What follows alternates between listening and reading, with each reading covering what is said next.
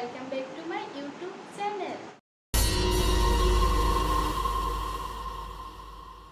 আজি আপোনালোকক মই এটা ভিডিও দেখাবলৈ গৈ আছো। আপোনালোকে থাম্বনেলটো চাই চাগে গমেই পাইছে মই জিকা দি মাছৰ জোল বনাবলৈ গৈ আছো।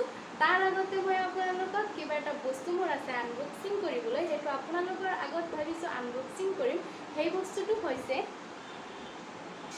এইটো হেয়াৰ ষ্ট্ৰেটনাৰ হয়। এইটো ফিলিপছ কোম্পানীৰ কিৰা শাইনৰ হেয়াৰ ষ্ট্ৰেটনাৰ হয় আৰু এইটো মই কিনিছো অফলাইনত কিনিছো। এইটোৰ দামটো আছিল 2395 টকা, কিন্তু মই এইটো কিনিছো 2100 টকাত। এতিয়া মই এইটো আনবক্সিং কৰিবলৈ গৈ আছো। এইটো 2 ইয়াৰ্ছৰ ৱাৰেণ্টি আছে। এইটো মই এতিয়া আনবক্সিং কৰিবলৈ গৈ আছো।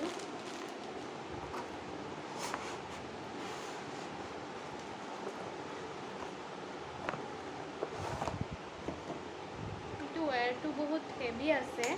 এইটো হয় ষ্ট্ৰেটনাৰটো, বহুত ধুনীয়া হয় ষ্ট্ৰেটনাৰটো। এতিয়া মই এইটো ইউজ কৰিলে গম পাম এইটো কেনেকুৱা। এতিয়া বলকচোন আমি মাছৰ আঞ্জাটো বনাওঁগৈ। আজি মই বনাব লৈছোঁ জিকাৰে বৰালি মাছ। বৰালি মাছৰ লগত কি দিছোঁ চাওকচোন। ইয়াত দিছোঁ কেইটামান নহৰু মই লৈছোঁ, আদা লৈছোঁ, কাটি থোৱা অলপ সৰু সৰুকৈ কাটি থোৱা পিঁয়াজ আছে, নিমখ, জলকীয়া, ইফালে আছে হালধি গুড়ি, ইফালে আছে জিৰা গুড়ি। জিৰা গুড়িৰ লগত মই অলপ ধনিয়া গুড়িও মিহলাই দিছোঁ। ইয়াত আছে কালজিৰা। এতিয়া মই এই গোটেইখিনিৰ সৈতে এই আঞ্জাটো বনাম। বলকচোন আপোনালোকে কেনেকৈ বনাওঁ আপোনালোকেও চাই লওক। এতিয়া মই আদা নহৰুখিনি গ্ৰাইণ্ডাৰত পেষ্ট কৰি লৈছোঁ। আপোনালোকে মোৰ ভিডিঅ'টো শেষলৈকে চাই থাকক আৰু ভাল লাগিলে ছাবস্ক্ৰাইব কৰিব, লাইক কমেণ্ট শ্বেয়াৰো কৰিব। এতিয়া বলকচোন চাওক কেনেকৈ মই আঞ্জাটো তৈয়াৰ কৰোঁ। এতিয়া মই এইটো মাছৰ আঞ্জাটো বনাবলৈ ব্যৱহাৰ কৰিম ৰাইচ ব্ৰেন অইল, যিটো বেষ্টিজ কোম্পানীৰ হয়। মই ইউজ কৰিছোঁ, বহুত ভাল পাইছোঁ। এতিয়া মই তেলখিনি কেৰাহীত দিলোঁ।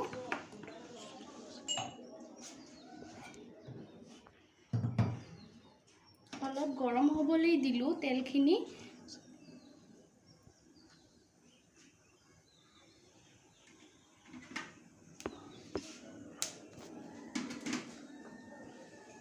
এতিয়া মই কাটি থোৱা পিঁয়াজখিনি দি দিছোঁ আৰু পেষ্ট কৰি থোৱা আদা নহৰুখিনি দি অলপ তেলত লৰাই লৈছোঁ, ভাজি লৈছোঁ অলপ পিঁয়াজখিনি। পাছত মই মাছখিনি দি দিম। ইয়াত মাছখিনি দি দিছোঁ, অলপ ভাজি লৈছোঁ।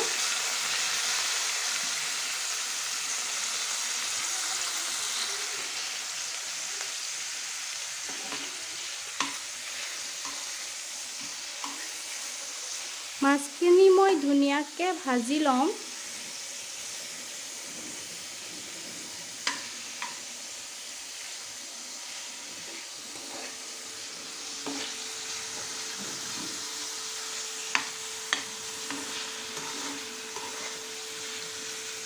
এতিয়া মই ইয়াত দি দিম নিমখ অকণমান,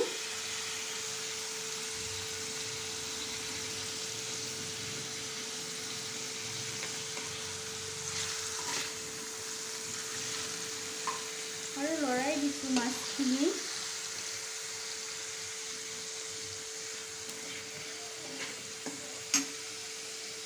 গেছটো ল' ফ্লেমত আছিলে, এতিয়া মই বঢ়াই দিছোঁ গেছটো।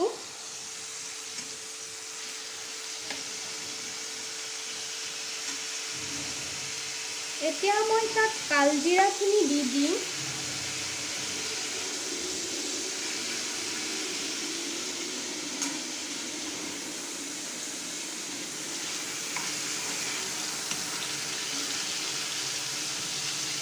পিঁয়াজটো যিহেতু ৰঙাকৈ ভাজি হোৱা আছে, এতিয়া মই তাত দি দিম মছলাখিনি।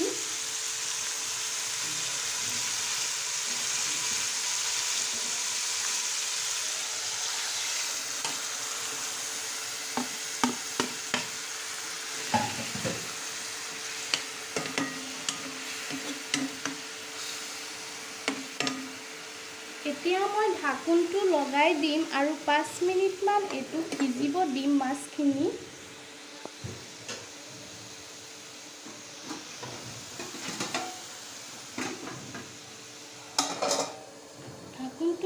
দিছোঁ।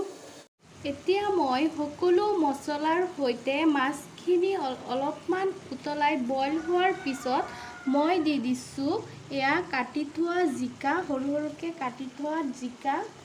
মই ইয়াত 2টা জিকা লৈছিলোঁ। এয়া মই জিকাখিনি দি দিছোঁ। জিকাখিনি দি দিয়াৰ পিছত মই ইয়াত অলপ পানী দিব লাগিব।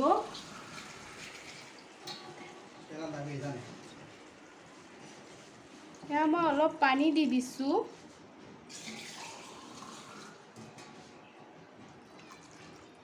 পানী দি অলপ লৰাই দিছোঁ।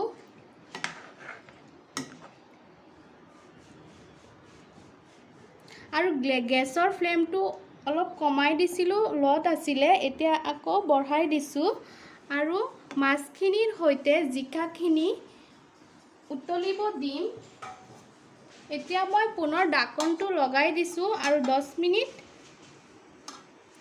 মিনিট ৰখিব লাগিব। এতিয়া মোৰ মাছৰ আঞ্জাটো হৈ গ'ল ৰেডি।